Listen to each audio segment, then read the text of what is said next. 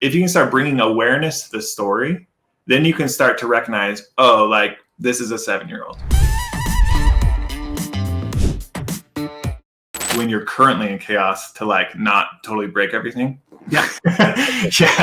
yeah, totally. And again, there's a lot of different applications for a lot of different scenarios, but the key, like the underpinning principle of it is like, what is the meaning that you assign to this? Or another word that you could use is, what is the story that I'm currently telling right now?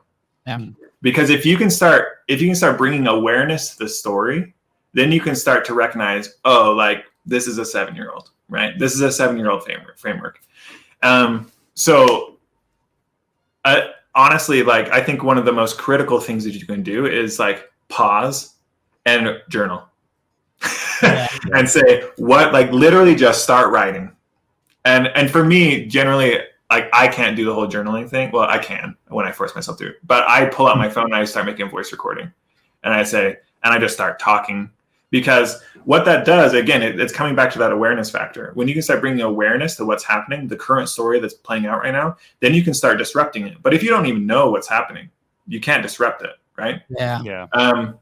Also, another question that you can ask yourself is, what would it look like for, and then fill in the blank, to happen right now? Instead of diving into the past of going like, why is this happening? Oh, blah. You can say, okay, like what would this situation look like for me to succeed in it? What would this situation look like for me to not have a fight with my wife? What would this situation look like for me to have a productive conversation with my business partner? What would this situation look like for me to reacquire 80% of my company?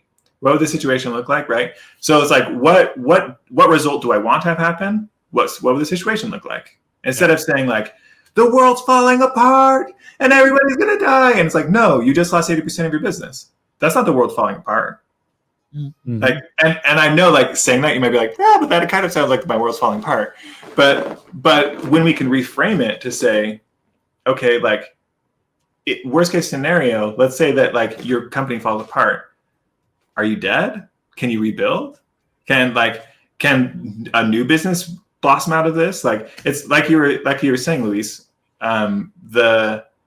it's all about perspective. Like, what perspective do I want assigned to this? Do I want this to be a world fall apart scenario, or do I want this to be a platform or a leverage point or a foothold to move forward and to create something better? It's like, it's literally all up to you.